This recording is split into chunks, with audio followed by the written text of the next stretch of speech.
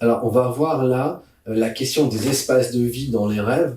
Donc, en l'occurrence, les maisons, principalement, donc les pièces de maison, qui varient en fonction des rêves. Parfois, c'est le salon de ma maison quand j'étais petit, c'est ma chambre d'enfance, ou parfois c'est la maison actuelle.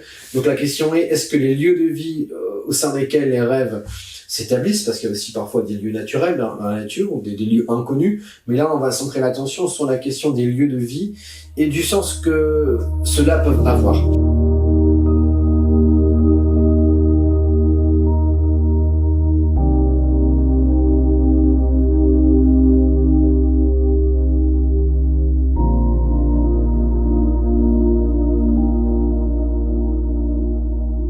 Donc fondamentalement, ce qu'il faut se représenter, c'est que la maison, alors je dis bien l'habitation, ça peut être l'appartement, mais le lieu de vie, l'habitation, est par analogie ce que est à la personne, donc disons dans la vie de tous les jours à l'individu, ce que la conscience est pour l'âme. Je m'explique.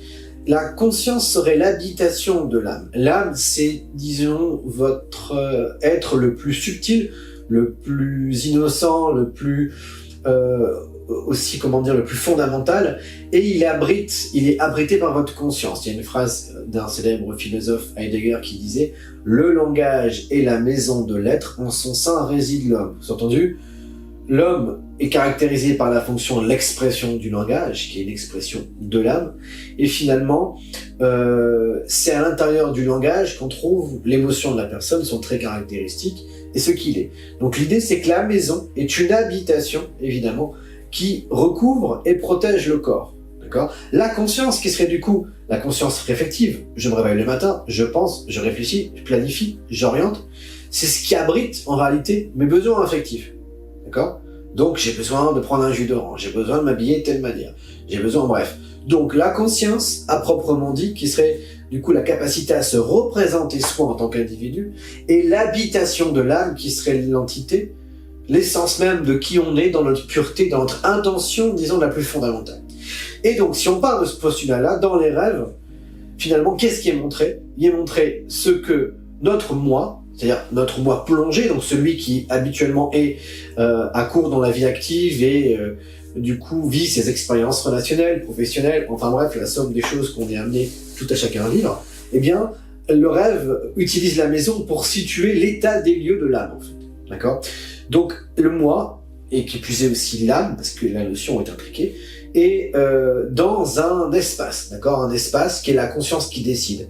Et du coup, dans l'habitation, chaque pièce correspond à une relative nécessité, du coup, pour l'âme, comme chaque pièce correspond à une nécessité pour le corps. À titre d'exemple, la salle de bain sert à vous laver le corps. La cuisine sert à vous restaurer. Le salon sert à vous reposer, la salle à manger.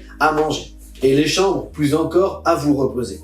Donc si on se restreint là à l'explication à ces pièces, vous allez voir qu'il y a une analogie assez intéressante. C'est que si on prend dans les rêves tout ce qui relève notamment des pièces d'eau, donc je dirais la salle de bain principalement, la toilette c'est autre chose, eh bien on s'apercevra que c'est un espace de purification. D'ailleurs, dans les religions, que ce soit dans le christianisme ou même dans l'islam à titre d'exemple, que l'eau est un principe actif qui vient renouveler, alors dans le cas du baptême pour le christianisme, la personnalité ou plutôt l'introniser dans la communauté des chrétiens par le baptême, donc elle purifie, disons, l'être païen, l'être souillé pour le faire entrer dans la pureté, tout comme les ablutions dans la prière qui sont des vecteurs de purification pour entrer en communion avec Dieu. Donc l'eau a des vertus du coup purificatrices, tout comme l'est d'ailleurs la douche, le bain, c'est qu'on se débarrasse de toutes les souillures cumulées durant la journée. Donc souvent la salle de bain correspond à ça. Donc là on prend un exemple archétypique, un exemple symbolique, correspond à la nécessité de se purifier l'âme. D'ailleurs, c'est ce qu'on fait continuellement quand on laisse entendre aux gens qu'on est honnête. On dit moi voilà, j'ai les mains propres, j'ai pas les mains sales. C'est une façon de situer notre pureté comportementale. Donc dans la salle de bain, souvent, c'est la question de la pureté ou de la purification nécessaire de nos actes, de notre morale. Souvent, c'est le cas, c'est ça. On prend par exemple les toilettes, là c'est encore plus explicite et simple. C'est un lieu où on va on va évacuer donc les excréments et l'urine, qui sont ni plus ni moins que le surplus inassimilable des nutriments, voilà, que le corps est amené à rejeter. D'accord, on parlera de fibres du coup pour que les excréments. Donc, à titre de comparaison, c'est évidemment tout ce que l'homme n'a pas pu, en termes de pensée, en termes d'émotion, n'a pas pu à proprement dit assimiler convenablement à sa psyché. D'ailleurs, c'est ce qu'on dit. On dit, j'ai pas digéré ce qu'il m'a dit.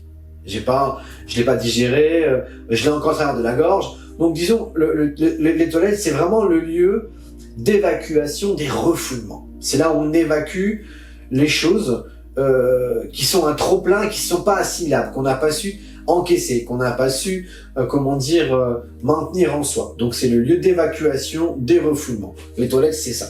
Donc là, l'analogie est très simple, d'accord? Maintenant, si on parle d'une autre pièce, pour continuer du coup les exemples, on prend la chambre à coucher. Souvent, il y a des rêves, et je pense tout le monde a pu faire ce genre de rêve, tout au moins tout le monde a vu cet espace où il a été confronté, c'est les rêves de chambre d'enfance. En réalité, la chambre, c'est le premier espace d'intimité. C'est-à-dire que quand on est enfant, le premier espace qui n'est pas un espace commun, donc voilà, que tout le monde partage, mais supposément propre à la personnalité de l'individu, c'est la chambre. Donc on parlera ici d'inconscient personnel, c'est-à-dire là où l'intimité la plus propre, celle qui a commencé dans les pensées, les peurs, les pleurs, les plus intimes et les plus reculées, c'est mise en place, c'est élaboré. Donc la chambre serait l'inconscient personnel, le lieu intime, là où les rêveries, là où les désirs, là où les peurs, là où toute autre chose personnelle et le rapport à la vie, on va dire indépendant, dans ne serait-ce que les choses les plus banales, comme le fait d'être seul, a commencé à se mettre en place. Ensuite, si on parle de la cuisine, donc là c'est un lieu où on élabore des aliments, où on les confectionne de manière à donner au corps ces nutriments nécessaires pour vivre. Eh bien, on s'aperçoit même dans le langage commun que il y a une analogie quand on dit par exemple, je l'ai bien cuisiné lui. Entendu, je l'ai bien réussi, à le convaincre. Donc là, la cuisine, ce serait du coup la confection, voilà, d'énergie, d'accord, qui a pour but de pérenniser la psyché. Tout comme la cuisine, c'est une confection de nutriments qui a pour but de pérenniser le corps. Donc là, déjà, en fonction des pièces, des indications assez intéressantes.